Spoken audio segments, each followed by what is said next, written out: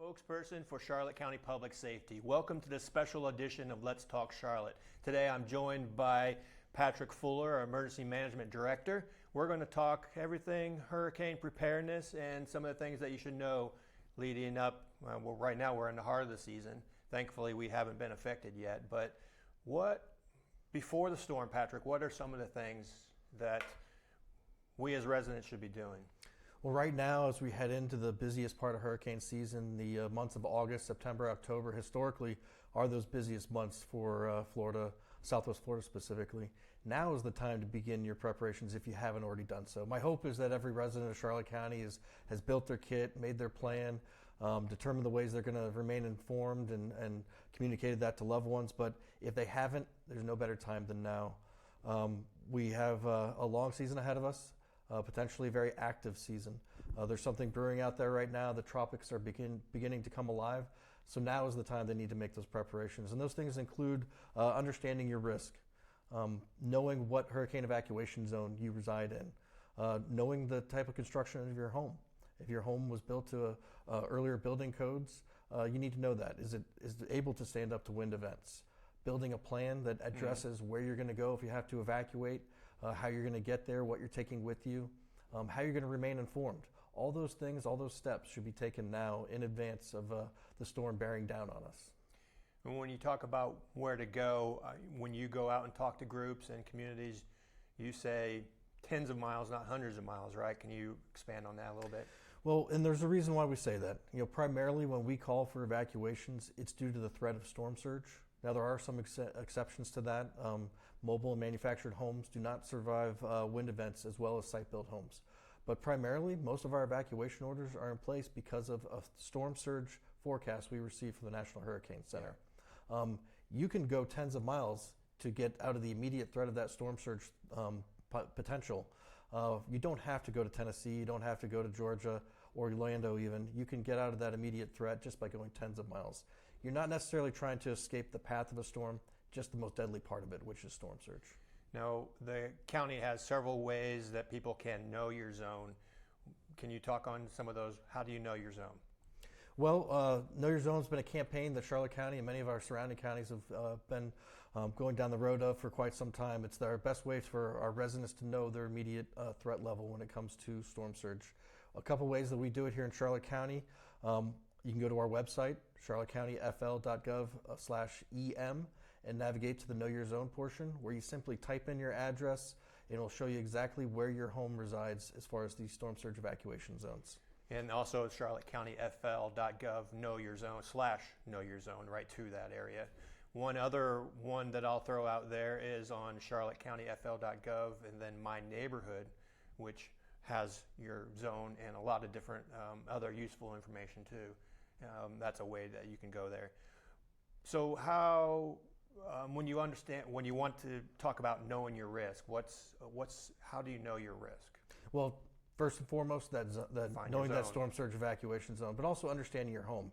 And residents are going to know the home they live in better than we ever will.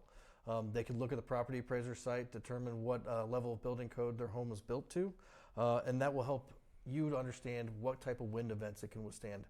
Florida has the best building codes in the country when it comes to surviving tropical weather. Okay. Homes built after 1995 do a wonderful job of withstanding wind. Doesn't mean they're going to come out completely unscathed. I think we all know that from Hurricane Ian experience, that soffit will be damaged, shingles will come loose. Some level of damage may occur, but the failure that you saw in 1992 from Hurricane Andrew, where homes were wiped off their foundation, Florida Building Code is built to is there in place so that doesn't happen. So you're generally safe from wind events if your home is built to Florida Building Code. Okay. So you know your zone, you know when you should go. Talk about some of the things that you should have in your kit. If you don't already, what should you have in there? Well, firstly, it should be every resident, every household should maintain a disaster supply kit the entire year, not just hurricane season. It's just part of being a better prepared resident of Charlotte County, of the state of Florida. But what we tell residents is have at least 5 to 7 days worth of emergency supplies, and that includes all the things you would think. Non-perishable food. Doesn't do any good to have fresh fruit if it's sitting in a box and goes moldy. Those non-perishable canned goods, have a can opener, of course. First aid kits, important documents. If you have small children or elderly in the home, they may have certain needs that need to be addressed within your disaster supply kit. Radios, battery-powered or crank-powered, flashlights, medications. When we are included in an executive order here in Charlotte County that the governor signs in advance of a storm, it allows pharmacies to dispense 30 days worth of maintenance medications. Those are all things that need to be addressed within your disaster supply kit. And the reason we say 5 to 7 days is we may see a lag in the response from our federal partners and our state partners. It really depends on how busy of a season we have, the amount of resources that come into our community after a storm. So residents really should be able to be on their own for 5 to 7 days after a disaster. So the most recent disaster that we had to go through was Hurricane Ian, and I've heard you say basically that was the only disaster in our state at the time, which helped. Talk about that. That helped us get resources pretty fast, right? Absolutely. As massive of an impact as Hurricane Ian was to all of Southwest Florida, it was the only disaster that was currently being worked by our federal partners in this region of the country and by the state of Florida. Because of that, resources flowed very quickly into our community and into all of Southwest Florida for that matter. If you take into account 2017, when there was multiple billion-dollar disasters in the form of Hurricane Irma, Harvey, Maria, record wildfires, those resources won't be able to get here as quickly.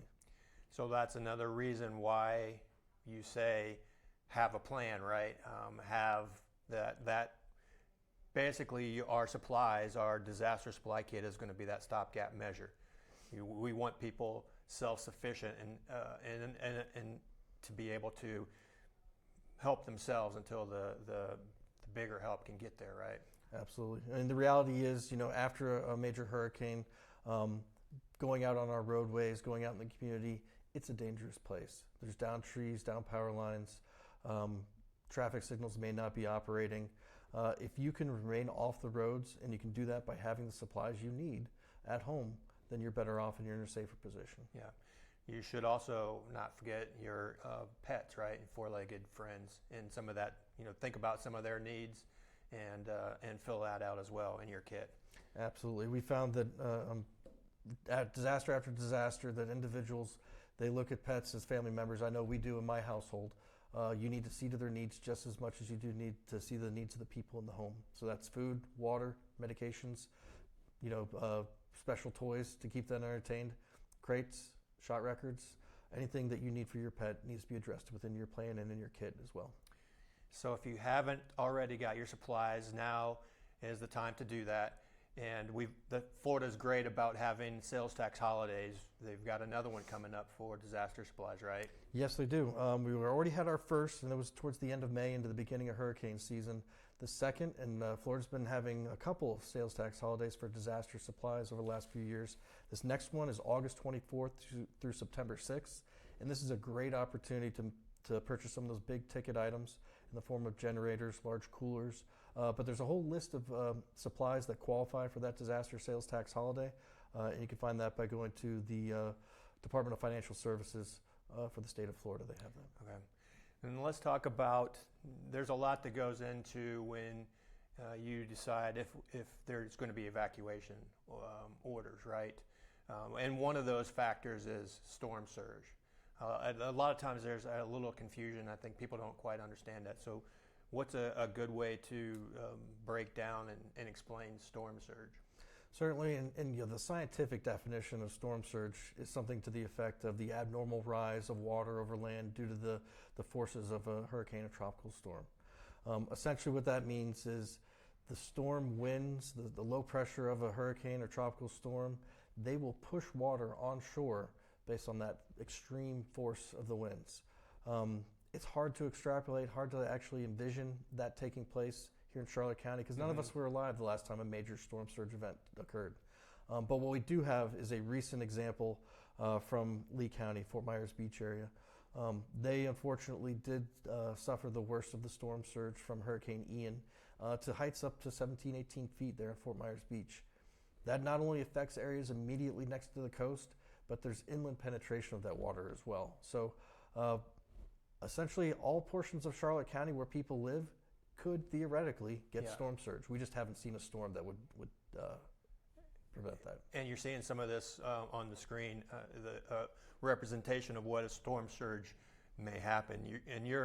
You're always saying you hide from the wind, right? So if your home, which means if your home is built to the codes and can withstand wind, then you're safe. But if that home can withstand wind and is in a storm zone, then you need to run from the water, hide from the wind, run from the water. Right, and for again, this reason. when we make those evacuation orders decisions, it has to do with the potential for storm surge in almost every case. 90% of fatalities from tropical weather associated with water, 60% of those with storm surge. It is the number one biggest taker of life, and most homes can be built to withstand the wind, but they can't survive water. Even if you're in an area that's elevated and you're elevated above the level of a storm surge, you're putting your life at risk. Responders can't get to you. You can't evacuate out. If you were to have an emergency and your area is inundated and and you're in a home that's elevated, you're still at risk. So if you're in an evacuation area that's been ordered to evacuate, you need to do so. Otherwise, you're putting your life at risk. You're putting responders' lives at risk as well. Yeah, and we saw some of that in social media. Mainly, I was thinking of Lee County when some of those people were starting to see some of that flood water. So they were thinking that they could ride it out, and then that water just kept coming and coming. And then they had issues getting out because they were driving through floodwaters already. So that's part of what you go through, right? Is trying to decide, hey, this is coming.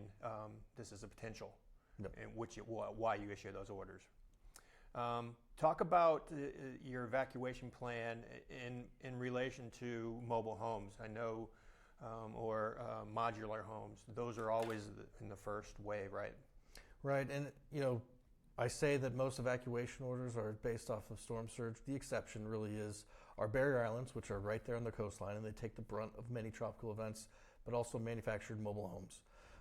Those homes, despite their advancements and their improvement over the years, they still are not as strong as a site-built home.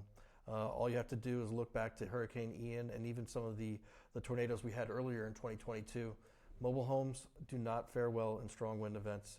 And just because they made it through the last storm does not mean they're going to make it through the next one. So the key point is, if you are watching this and you live in a modular home, have a plan, have a place to go, right? And that's true for everyone. Part of the planning that every resident, every household should go through is where they're going to go if they're ordered to evacuate. That determination shouldn't be made when the evacuation order has been made. They should know now, in advance of a storm bearing down on our community.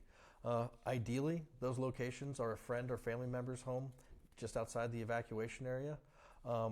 Even a hotel if you're able to find a space. Shelter should be looked at as a last resort. They're there if we need them. They're there if you have no other options, but they are your last option. And talk about the shelters. We have a few, and I've heard you say they're not ideal because some of those are still in evacuation zones, right? But we do have some shelters. Talk about those. We do. We have 4 risk shelters, as we call them, in Charlotte County for our population or anyone evacuating hazardous weather. There are 3 elementary schools: Kingsway Elementary, Liberty Elementary, and Neil Armstrong Elementary, and 1 recreation center, Harold Avenue Recreation Center. If you looked at all those on a map, they're all in the same general area. They're all in sort of central Port Charlotte in what we call a yellow evacuation zone. Some communities go by a letter-coded area, and it would be a C evacuation zone. They're still in evacuation zones. They're in areas that theoretically we could have a forecast that puts water into those areas, and we wouldn't even be able to use those locations. And I hear you say a lot, these should be a last resort, right? If you have no other option, then this is something that you could go to. But and we talked about already, if there's other options, make friends with somebody in a C or D zone to go to. Yes, these shelters, we like to look at them as a lifeboat, and some people say not the love boat. And the reason for that is these are places of schools. They're a place of recreation center. They're not made to accommodate a couple thousand people who are given about 25 square feet of space to exist. We don't give out cots. There's very minimal resources there. It is simply there to keep you alive, to keep you out of the most hazardous parts of the weather incident. It's not made to be comfortable. So, we'll talk about some of the things that you should bring if you have to utilize one of the shelters. Can you bring your pet? Start there. All 4 of our general population shelters are pet friendly, which means the expectation is that you bring them in a crate. You have a shot record. You bring the food and water for them. They'll be your responsibility to look after those pets, but they'll be in a separate area of the shelter themselves. Okay. We can't have pets amongst the sleeping areas. There's too many people with allergies or other conditions that would prevent that. But those 4 shelters are all pet friendly.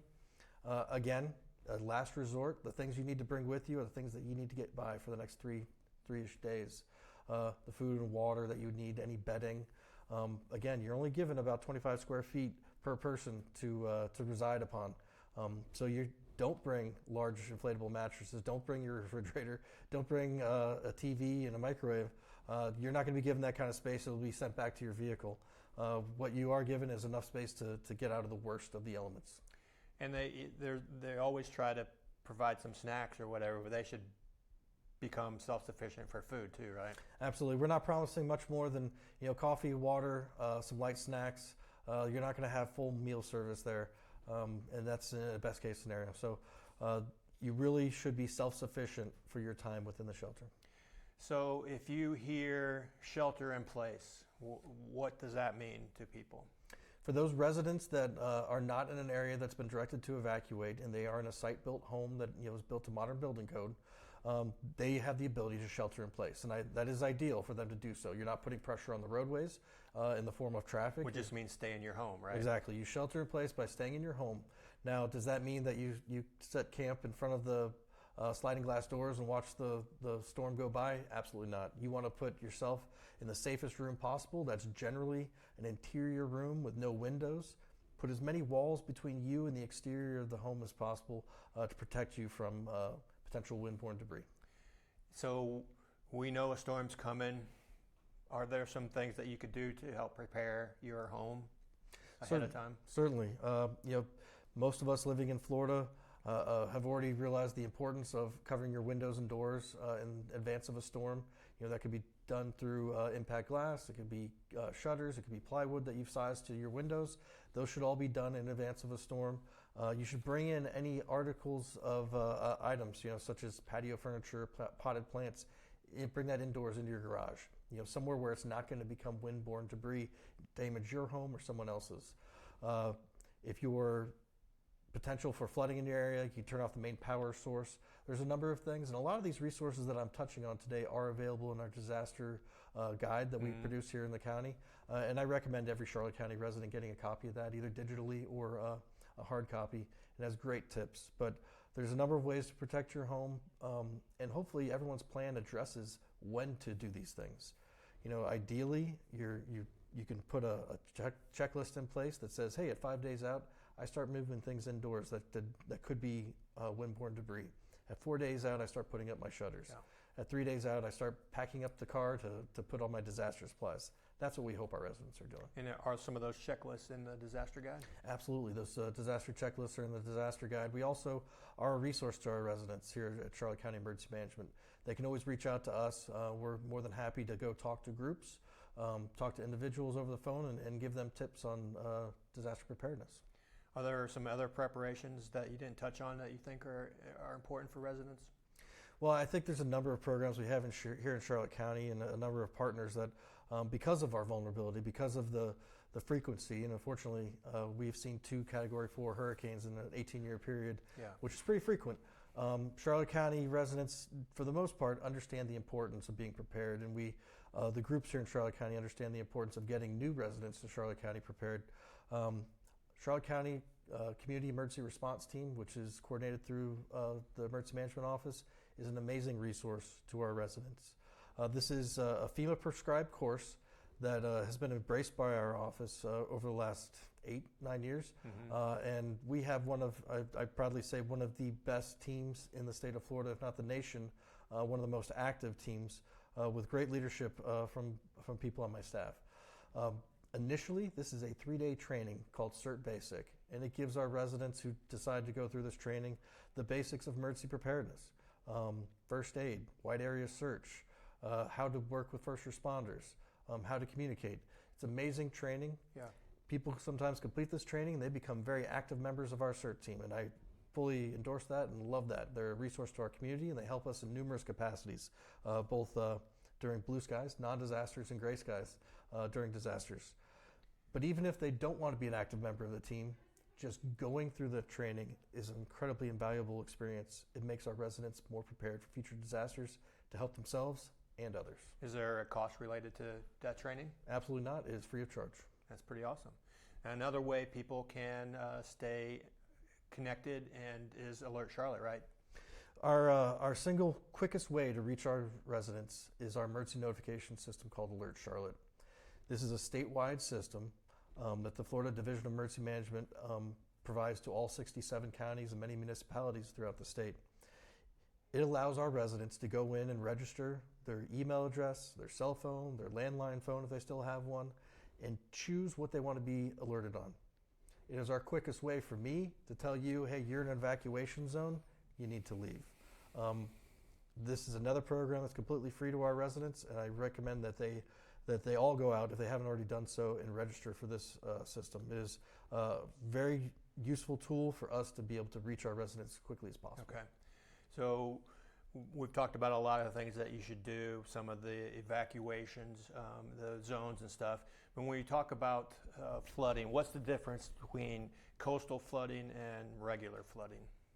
So there's two very distinct things. There's what's called a FEMA flood zone, and this essentially is your risk to any flooding event, whether that's brought on by rainfall, storm surge, riverine flooding, something like that. Mm-hmm. And then there's our storm surge evacuation zones.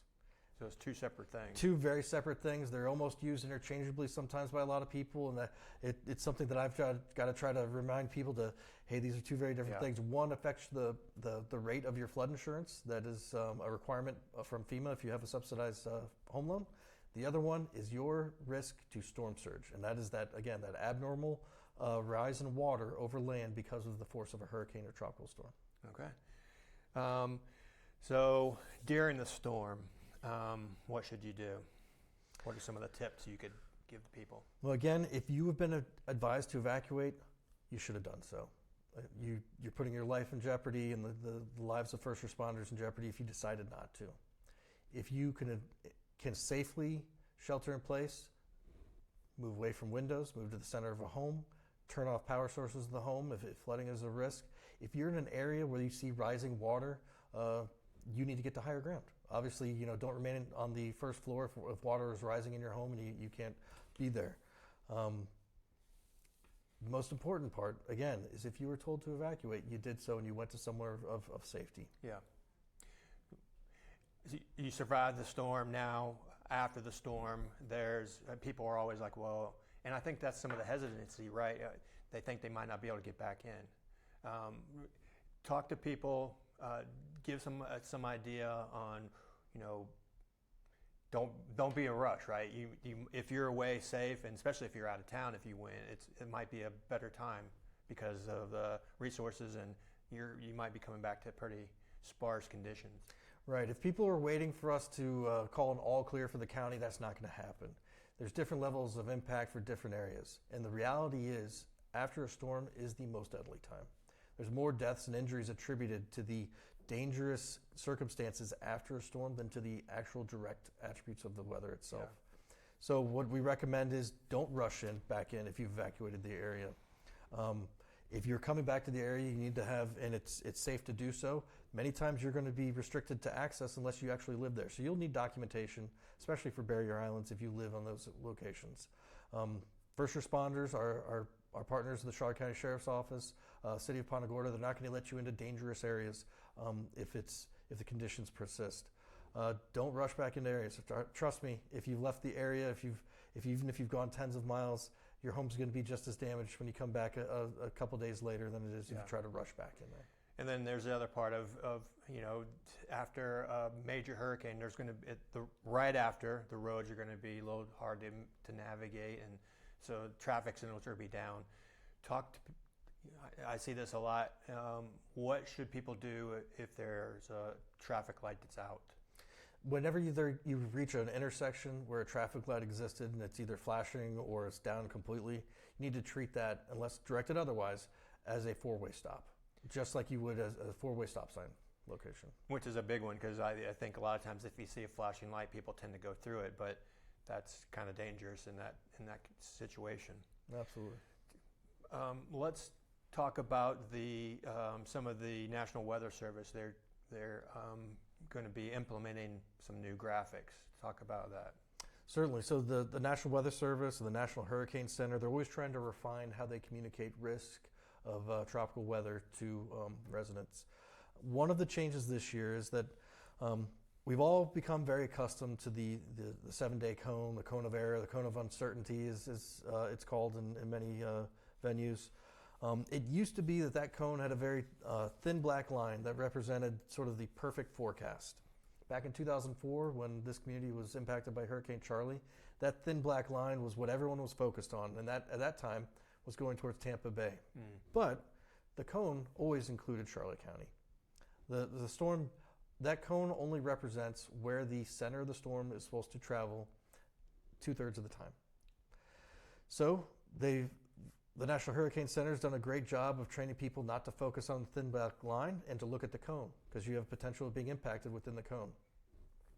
Well, the 2/3 of the time is really based off the margin of error. So to make it very simple, that cone gets smaller over the years as the National Hurricane Center gets better at forecasting. The more accurate their forecasting is, the narrower that cone is going to be. Well, if you look at Hurricane Ian, with tropical storm force winds extending 175 miles out from its center, even though the cone was very narrow, impacts from that storm were felt well outside of the cone. People were starting to develop a sense of security if they weren't within the cone. And you're like, whew. Yeah, I dodged one, and then which could have been wrong, right? Yeah, lo and behold, it was. there's areas that are still feeling hurricane force winds or storm surge that are not within the cone. The new product has a shading of counties outside of the cone that will include hurricane warnings and watches, tropical storm warnings and watches, and that is supposed to communicate to people, hey, just because you're not in the cone doesn't mean you're not going to feel the impacts of this storm. All right, some good information. And as promised, we talked about answering some questions. So some of the questions that we hear is, what if I live in a mandatory evacuation zone, but my house is built up higher than everyone else's? Do I still need to evacuate? Absolutely. If you are in an area that has been directed to evacuate, and we try to not use the term voluntary or mandatory, if we're issuing an evacuation notice, it's considered mandatory. It's not if you feel like it or not. If we're evacuating you, it's because it's for a reason. Even if your home is elevated up on a mountain of dirt within an area that's evacuated and you're perfectly safe, you feel perfectly safe there, we don't want you staying there. First, you can't get out. Secondly, we can't get resources to you. So you're putting your life in jeopardy. So another question that we hear, should I evacuate out of the state? I think we talked about that one, right? Right, and I'll go into a little more detail on that. We don't want you jumping on the road going hundreds of miles, and it's not just because we don't want you to stop spending your tourism dollars or your income here in Florida, so it gets back into the tax rolls.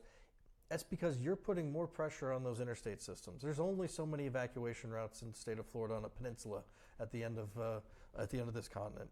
The more cars on the road, the more pressure it puts on gas stations, the more pressure it puts on the shelters that lie along those evacuation routes. If you only go tens of miles, you're not putting that pressure on the roads. You're not causing the congestion and potentially run the risk of being stranded on an interstate.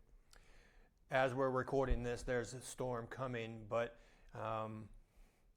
what's the best way to stay updated on any storm? You know, whether you're watching this, next year or next week.